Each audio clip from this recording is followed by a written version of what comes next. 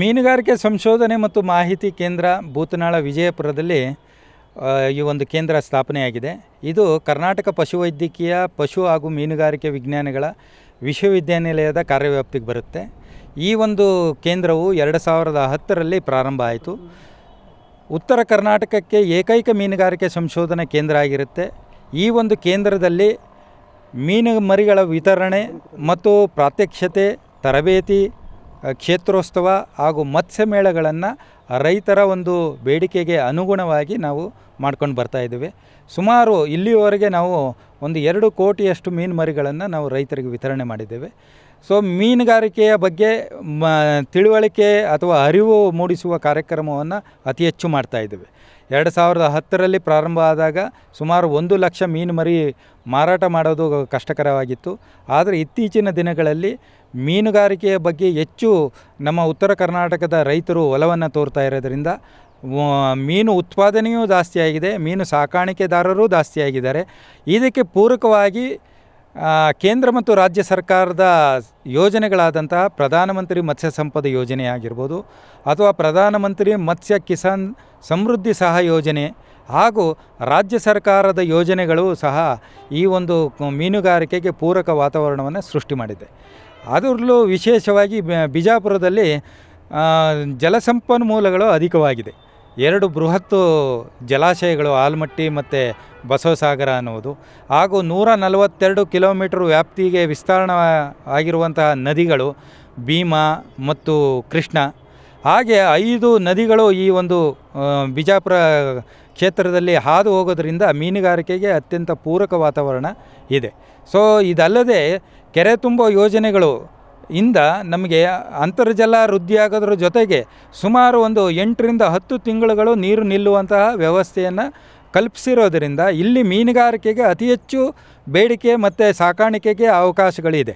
So ಮೊದಲೆಲ್ಲ ಒಂದು 12,000ಕ್ಕೆ ಹೋಗ್ತಾ ಇದ್ದಂತಹ ಕೆರೆಗಳು ಇವಾಗ 22 ಲಕ್ಷಕ್ಕೆ ಹೋಗುವಂಥ ಒಂದು ಪರಿಪಾಠವನ್ನು ಈಗ ನಾವು ನೋಡ್ತಾ ಇದ್ದೀವಿ. ಅಂದರೆ ಮೀನುಗಾರಿಕೆ ಹಂತ ಹಂತವಾಗಿ ಬೆಳೀತಾ ಇದೆ, ಉತ್ತರ ಕರ್ನಾಟಕದಲ್ಲೂ ಸಹ ಬೆಳೀತಾ ಇದೆ ಅನ್ನೋದು ಇದೊಂದು ಫಲಶ್ರುತಿ. ಕೃಷಿ ಹೊಂಡದಲ್ಲಿ ಉತ್ತೇಜನ ಕೊಡ್ತಾ ಇದೆ. ಆ ಕೃಷಿ ಹೊಂಡದಲ್ಲೂ ಸಹ ಈ ಮೀನುಗಾರಿಕೆಯನ್ನು ಮಾಡ್ಬೋದು ಅಂತ ನಮ್ಮ ಕೇಂದ್ರ ಬಂದ ಮೇಲೆ ಹಳ್ಳಿಗಳಿಗೆ ಮತ್ತು ಕ್ಲಸ್ಟರ್ ವೈಸು ನಾವು ಯೋಜನೆಯನ್ನು ರೂಪಿಸ್ಕೊಂಡು ರೈತರಿಗೆ ಮನದಟ್ಟು ಮಾಡಿದ್ದೀವಿ. ಕಾರಣ ಏನು ಅಂದರೆ ನಮ್ಮ ರೈತರಲ್ಲಿ ಒಂದು ಭಯದ ವಾತಾವರಣ ಇತ್ತು. ಸುಮಾರು ಒಂದು 3 ರಿಂದ 4 ಲಕ್ಷ ಖರ್ಚು ಮಾಡಿ ತಾಡ್ಪತ್ರೆಗಳನ್ನು ಅಥವಾ ಪ್ಲಾಸ್ಟಿಕ್ ಲೈನನ್ನು ಹಾಕೊಂಡಿರ್ತಾರೆ.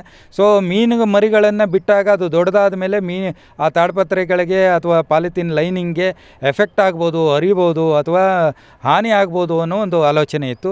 ಆದರೆ ನಮ್ಮ ಮೀನುಗಳಿಗೆ ಯಾವುದೇ ಥರದ ಹಲ್ಲುಗಳಿಲ್ಲ. ಕಟ್ಲಾ, ರೋಹು, ಬ್ರಿಗಾಲ್, ಕಾಮನ್ ಕಾರ್ಪ್ ಇವು ಯಾವುದೇ ತರಹ ಭಾರತೀಯ ಗೆಂಡೆ ಮೀನುಗಳಿಗೆ ಹಲ್ಲುಗಳು ಇಲ್ಲದೇ ಇರೋದರಿಂದ ಯಾವುದೇ ನಿಮ್ಮ ತಾಡ್ಪತ್ರೆಗಳು ಸಹ ಹಾನಿ ಆಗೋದಿಲ್ಲ. ಆದ ಒಂದು ತಿಳುವಳಿಕೆಯನ್ನು ನಾವು ಮೂಡಿಸಿದ ಮೇಲೆ ಸುಮಾರು ಒಂದು 30,000ಕ್ಕೂ ಮೇಲ್ಪಟ್ಟು ಇರುವಂಥ ಕೃಷಿ ಹೊಂಡಗಳಲ್ಲಿ ಮೀನುಗಾರಿಕೆಯನ್ನು ಮಾಡ್ತಾಯಿದ್ದಾರೆ.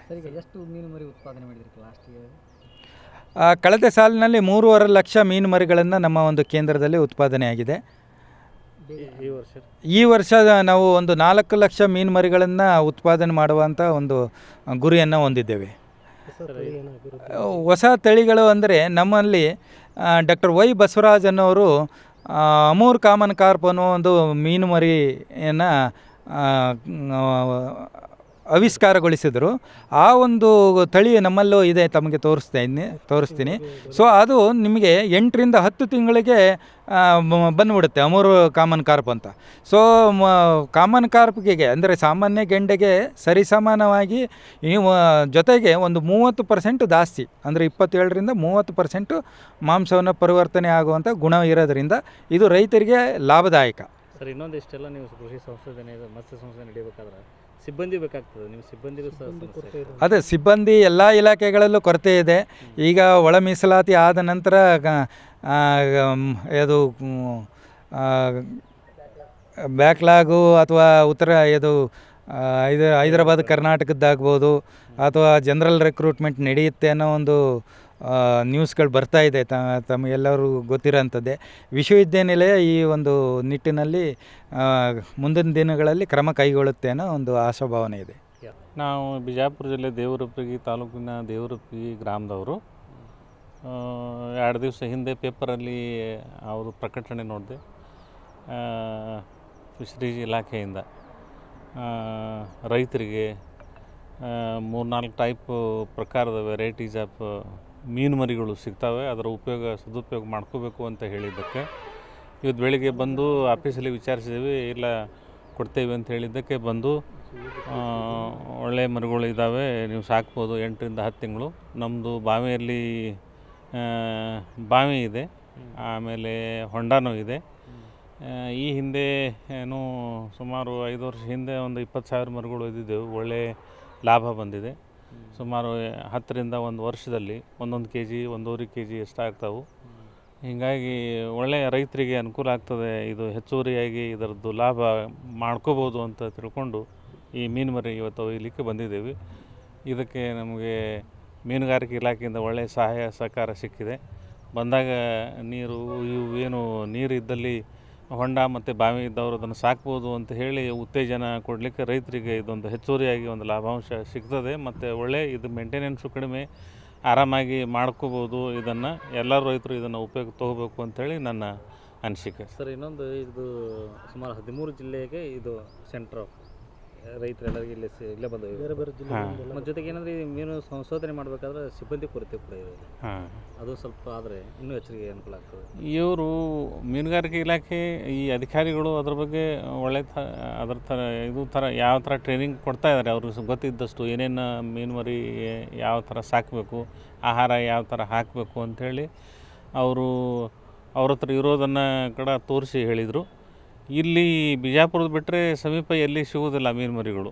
ಭಾಳ ಇಲ್ಲಿ ಹೊಸಪೇಟೆ ಹೋಗಬೇಕು ಮತ್ತು ಬೇರೆ ಕಡೆ ಅಂತೇಳಿ ಅಷ್ಟು ದೂರ ಹೋಗಿ ತರಲಿಕ್ಕೆ ಸಾಧ್ಯ ಇಲ್ಲ. ಇಲ್ಲೇ ಬಿಜಾಪುರದ ಇದ್ದವರಿಗೆ, ಬಿಜಾಪುರ ಜನತೆಗೆ, ಸರೌಂಡಿಂಗ್ ಏರಿಯಾದಲ್ಲಿ ಇರೋ ಜನರು ಇದರ ಲಾಭಾಂಶ ಪಡ್ಕೊಳ್ಳಿಕ್ಕೆ ಭಾಳ ಒಳ್ಳೆಯ ಅವಕಾಶ ಇದೆ. ಮತ್ತು ಮೀನು ಮರಿ ಅಂದರೆ ಸಾಗಾಣಿಕೆ ಮಾಡಿ ಅದು ಎಲ್ಲಿಂದ ಯಾವ ಥರ ಮಾಡ್ತಾರೆ ಅನ್ನೋದು ಭಾಳ ಇದು ಇದೆ. ಬಟ್ ನಮಗೆ ಸಲೀಸಾಗಿ ಬಂದು ಇವು ಮರಿಗಳು ಕೊಡ್ತಾರಲ್ಲ, ಇದು ಭಾಳ ಒಳ್ಳೆಯ ಕೆಲಸ ಆಗಿದೆ ನಮಗೆ.